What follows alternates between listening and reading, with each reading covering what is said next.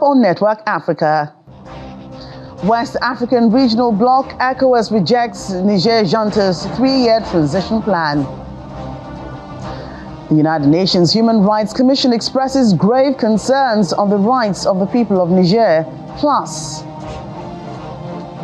ahead of Tuesday's Brics summit in Johannesburg, President Cyril Ramaphosa says South Africa will not be drawn into global power dynamics. Hello everyone, welcome to the program. I'm Joke Rogers here in Lagos. We begin our main stories today where ECOWAS is rejecting Niger Junta's plan for a 3-year transition to democracy in the country. The West African Regional Bloc has dismissed it as a negotiating tactic. The announcement by Niger's coup leader civilian rule cannot be restored for 3 years was made over the weekend after representatives of the bloc met with General Abdurrahmani Tchiani. On Saturday, General Tchiani said a national dialogue was needed to lay the foundations for a new political order. However, the organization's political commissioner, Abdel Fattah Musa, said the timetable is unacceptable. Meanwhile, Ambassador Musa was on our Channels TV breakfast program Sunrise Daily, where he said that ECOWAS has tried negotiating with the Niger coup junta, but the military leaders have consistently resisted dialogue.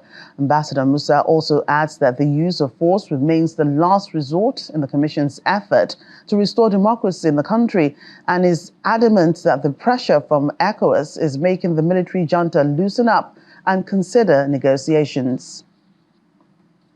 The get-go, ECOWAS has always left the door open for negotiations with them, for dialogue to restore constitutional order. First, to free the president who is still being kept hostage, Mohamed Bazoum, his family and his members of his cabinet, and to restore constitutional order in the country. That has been on the table all along. They were the one rebuffing all efforts by ECOWAS to contact them. There are back-channel negotiations ongoing, back-channel negotiations, but it is the pressure that ECOWAS is maintaining that is making them loosen up. First, the sanctions, and also the threat of the use of force. And ECOWAS has always mentioned that force is the very, very last option. Well, when everything else has failed, and we still stand by that. We have always extended the olive leaf to them. If they want to take it, it is there. But like I said, ECOWAS is not going to engage in endless haggling over restoration of constitutional order in the country. They have no legality, no legal basis for them to hold the people of Niger to ransom and then dictating their own transition timetable. Let's get more on the political situation in Niger Republic. And Africa Executive Director for One Campaign, Edwin Ikoria, joins us from Bournemouth, the UK. Welcome to the program today. Thank you for having me. Just to correct that, I have moved on from One Campaign, so I'm no longer the Executive Director for One Campaign, just to clarify that. And I mean, where are you now? I'm in Bournemouth. I'm a doctoral researcher and advocacy consultant in the UK. Okay, thank you so much for that. But let's just move on and talk about what's happening in Niger Republic. Over the weekend, the coup leaders met with a delegation from ECOWAS. What do you think this signals? So there are several ways to look at this. Restoring constitutional order in Niger is a commitment that they've all made as ECOWAS. So relying on those commitments and the treaty, the Lomé Treaty, for instance, ECOWAS has a basis for, demanding and asking that constitutional order be restored and even issuing the threat of force. But what is more important really, and which is the most sensitive component in this, is that how will the ECOWAS really determine whether the junta is holding the Niger people to ransom? What is the means of dialoguing, of understanding whether this, even if it is not constitutional order, reflects the will of the general Niger people? And I think the will of the Niger people is what should determine every form of action. And so if the threat of force and the transition plan that has been issued or that has been proposed by the junta reflects what the overall will of the people, that is what ECOWAS should want to consider at this point. So it is not just, there is no cut and dry way of doing this. And like the commissioner just spoke about, there should always be back channels to negotiate what is good for the Niger people and not just what is good politically. I think that's my initial overall comment. Well, after that meeting, the junta announced a 3-year transitional plan to democracy, which ECOWAS has obviously rejected. Why do you think this was rejected, even though the junta was, trying to make promises that something will happen, but it will take 3 years for it to do so?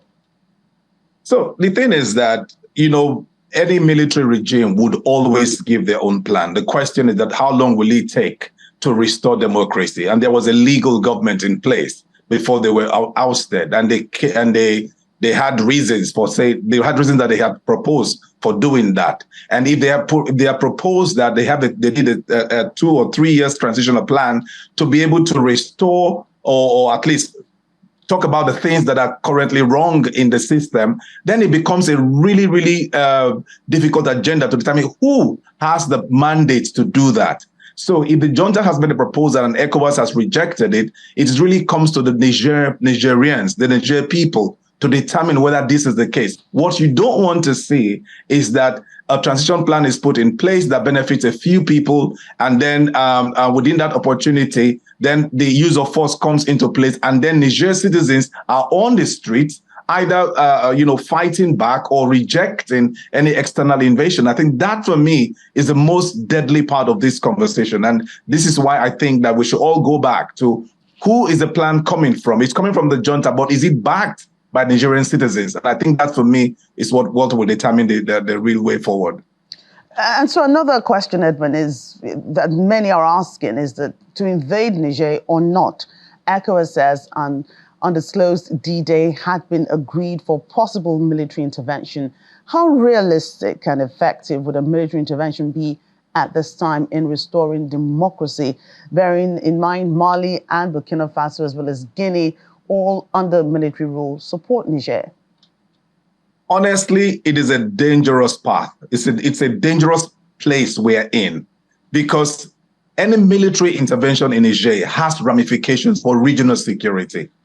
There is all of the terrorist activity that is happening from the north of Niger, from the south of Niger, which is the north of Nigeria. There is Boko Haram and ISWAP that is going all over the place.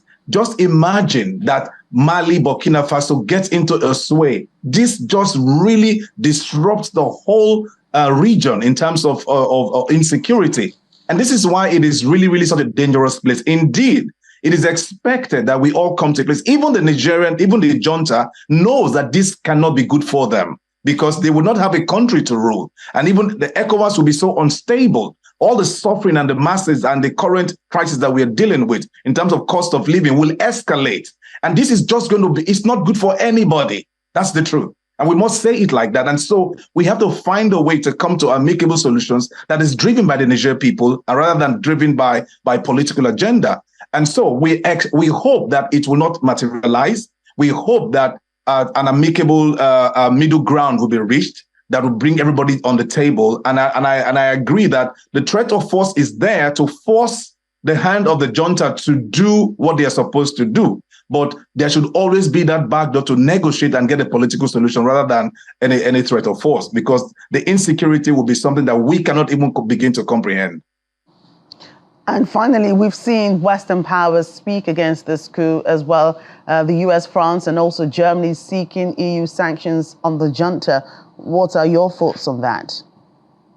So it is normal political dialogue. It is normal that, when an illegal government that is not backed by the constitution comes into play, everybody internationally, locally, regionally would have their words to say, including the use of sanctions and all of that. But what we do not want to see, and which is becoming the case, is that we do not want to see a proxy war where Western powers who have interest, because all of this is really about strategic interest, strategic self-interest. So when Western powers are giving sanctions and they are proposing, or rather basically pushing that the junta should relinquish power, which is okay. It is okay in terms of restoring democracy. But if it is mainly because of safeguarding their own strategic self-interest, we should not necessarily get to the place where we will be used as a proxy. I give you the example of Libya. We are still living with the consequence today, where external invasion, external forces, took out the person in power, and then of course killed Gaddafi. And today we are dealing with a major regional crisis. So we do not want to repeat that, and we do not want to let this place be a theater of external proxy wars. And we are hoping that within ECOWAS, within the African Union, we can find the right solutions and get back to constitutionality as soon as possible, but ultimately for the benefit of the citizens and not for any political group or the military. Right. Edward Equoria, Senior Advocacy Consultant and Researcher, thank you for your thoughts on that, on the situation in Niger Republic. Thank you for your time today on Network Africa. Thank you. Thank you for having me. Let's move on to some other stories. Away from Niger crisis, Nigeria has about 86 official land borders and 14 seaport border control posts. But over the years, there have been concerns about how porous some of Nigeria's land borders have become. This has warranted policies and decisions by successive governments to tighten these loose ends in strict compliance with protocols guiding transnational trade, thereby boosting local production and cutting uncoordinated trade losses. In this special report, our correspondent, Darido, covers some of the issues and current situations, particularly at the summer end. The Benin-Niger border is a long stretch and runs from the tri-point with Niger in the north down to the Bight of Benin in the south. At the Lagos end, it's not business as usual, owing to different factors. In August 2019, former President Muhammadu Buhari ordered the closure of Nigeria's land borders. In November same year, the then president also ordered the suspension of fuel to communities within a 20-kilometer radius of the country's borders. The filling stations at some border communities are considered conduit pipe for fuel smugglers. We noticed as we travel along the coastal road, the fuel stations are short and out of business. And these two only survived the hammer of the 20-kilometer radius mark by a few meters. First subsidy is gone. The anticipated effect of this announcement by the president seems to have trickled down to this corridor. The disparity in price between what fuel is sold in our neighboring countries and what it is sold in Nigeria has been brought almost at par. If fuel smugglers have been kicked out of business, what about those smuggling rice and other banned items? I spoke with two indigenes of Badagry, Emmanuel Afolabi, a tourism promoter, and Shola Adeneye, who runs a cross-border haulage business. What are the customs and the law enforcement agents looking all the way from the border? You can imagine that kilometer all the way from border to somewhere around Badagry market, Badagry roundabout, people's home.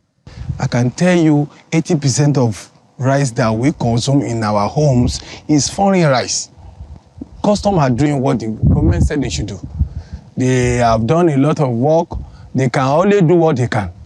But these people that you are talking about, that you are calling, they are doing smuggling, they are hungry men. An hungry man is a desperate man. And a desperate man will do anything just to earn money. Are you getting me? They can close all the border. They can stand there 24 hours. Custom work is such that we have been given the powers under the Nigerian Customs Service Act 2023 to traverse every nook and cranny of this country, to make search, to intervene, to arrest any person, any house, any premises that we suspect may be housing unwholesome goods, what we call contraband goods in common language. We'll check in To have a clear picture of the situation, we joined the anti-smuggling surveillance operation at the border. Curb smuggling. We'll patrol there this evening on surveillance to make sure that we checkmate smuggling activities.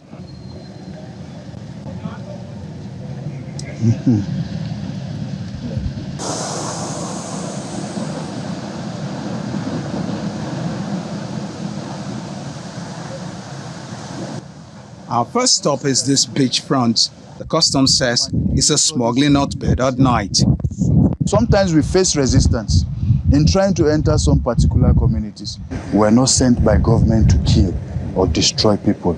As much as we're making efforts to combat smuggling to its barest minimum, we try not to inflict pain by causing deaths. As the day wore on, we moved to the creeks. Cameraman and I are in the company of armed operations team, and as a form of protection, the amber light is kept on to avoid surprises from the community considered notorious for smuggling. As we are going in now, do not be surprised that if anything was actually going on there or is to go on there, you understand? They would have been informed. They have their informants. This is a creek in Badagry, one of the places placed on high surveillance by the customs. They say they have to do routine checks here every now and then because of the fact that they've made some seizures here in the past, say rice, PMS and other items that have been banned by the country. And that is why men of the customs must always come around here. You can see here it's quite dark at the moment, but there's a canoe. There is really nothing suspicious on ground. It's just some people using the channel to move to another community. Although, from what we gathered from the customs, this particular creek takes you from this particular point, you can get to Ogun State, even to the neighboring country in Benin Republic. The customs says it has recorded success in similar operations and on the highway. However, border communities and those who ply these access frequently are worried about the multiple roadblocks mounted by various state and non-state actors along the border and its effect on trade facilitation. Dari Ido, Channels Television News. And still to come on the program, a whole lot of side attractions for those attending the Brics Summit in South Africa's economic hub of Johannesburg and epic center for tourists. More details after the break. Do join us again.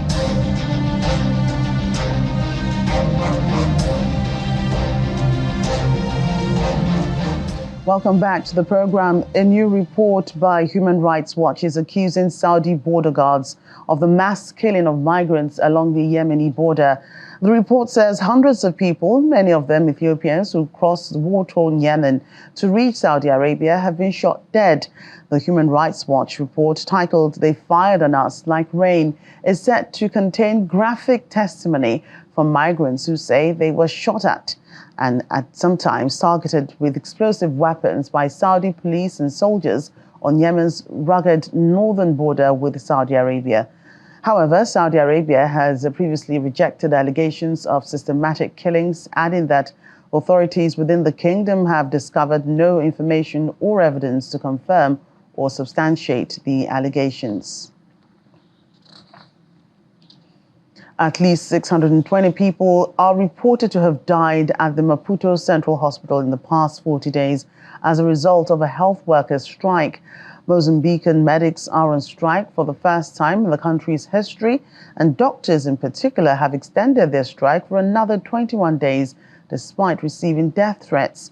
The striking workers say they lack medicines and vital equipment and even have to pay out of their pockets to stock ambulances with basic gear. They say they have no choice but to strike and are calling for the health minister to be sacked. However, the government says it regrets that doctors have taken the decision to extend their strike despite the progress it says they've made in meeting their demands. And Somalia has announced a ban on social media platforms TikTok and Telegram and a popular online betting platform. In a statement released, the Ministry of Communication and Technology says these platforms are being used by terrorists and groups responsible for spreading immorality to spread graphic clips, photos, and mislead the society. This comes as Somalia announces an ambitious target to crush the Al-Shabaab militant group, which still controls large parts of the country, within the next 5 months. Internet service providers are required to implement the ban by Thursday or face unspecified legal action. The United Nations Human Rights Office says it has grave concerns for the people of Niger after the military took over power last month. Spokesperson for the UN High Commissioner for Human Rights, Ravina Shamdasani, said the people had already been through so much hardship over the years, and now the government they elected for a better country has been removed by force. The office is now calling for full and free access for humanitarian assistance to allow critical food, medical, and other relief supplies into the country. Elsewhere now, South African President Cyril Ramaphosa has reiterated that his country will not be drawn into global power dynamics. He made this known in a televised address at the Sandton Convention Center on Sunday, ahead of the meeting of the Brics nations, Brazil, Russia, India, China, and South Africa in Johannesburg on Tuesday. President Ramaphosa has also expressed his full support for the expansion of the socio-economic bloc, revealing that over 20 countries have submitted formal applications to become a part of it. He announced that the country will be hosting leaders from across Africa and various other countries of the Global South for the next 2 days. The 15th Brics Summit will discuss a number of issues, including the important issue of the possible expansion of the membership of Brics. More than 20 countries from around the world have formally applied to join Brics, and several others have expressed an interest in becoming part of the Brics family. South Africa supports the expansion of the membership of Brics. The value of Brics extends beyond the interests of its current members. For its efforts to be effective, Brics needs to build partnerships with other countries that share its aspirations and perspectives. An expanded Brics will represent a diverse group of nations with different political systems that share a common desire to have a more balanced global order. South African President Cyril Ramaphosa. In the meantime, the country's economic hub of Johannesburg is not just the location of the upcoming Brics Summit, but also a city with lots of side attractions and an epic center for tourists. As expectations are high for this year's summit, fashion and art lovers share their views on the anticipated gathering that will see leaders and delegations from Brazil, Russia, India, China, and South Africa, as well as many others in attendance. The 15th Brics Summit is to kick off on August the 22nd in Johannesburg, South Africa, an inclusive city embracing diverse cultures.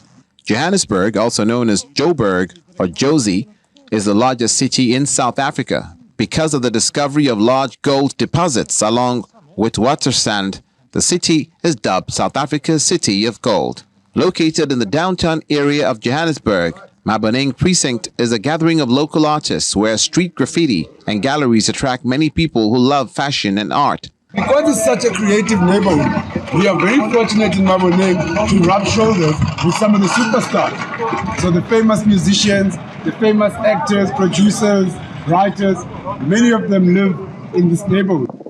This fashion attraction in Johannesburg has been renovated to become a boutique business circle, providing access to understanding the fashion culture from coffee shops, restaurants, and diverse brands. It was originally a factory. There's a lot of diverse individuals within the country itself, right? It's not a country where you find one specific kind of individuals. People are influenced by different backgrounds. There's different ethnicities. Everybody embraces a different culture. At the University of Johannesburg, the atmosphere is in stark contrast to the hustle and bustle of the art district. For a long time, the University of Johannesburg has paid special attention to exchanges and cooperation with China, with the Confucius Institute and the Center for Africa-China Studies established in January 2016 and November 2018. The upcoming BRICS Summit has also attracted the attention of students at the university who say they expect positive results. This is what the BRICS Summit is all about, to chat about these things, especially when it has to do with going away from the dollar. I think my most interest when it comes to the BRICS Summit is innovation and sustainability. There's been a lot of development in terms of China and its economy and its governance. So I think there's quite a lot to learn from there, and they could really teach us a lot in terms of how to develop and, sustain better. 67 leaders from Africa and the Global South are expected to gather in South Africa's economic hub of Johannesburg under the theme BRICS and Africa. The group of nations known as BRICS includes Brazil, Russia, India, China, and South Africa. That's our program today. Thank you for watching. I'm Joker Rogers.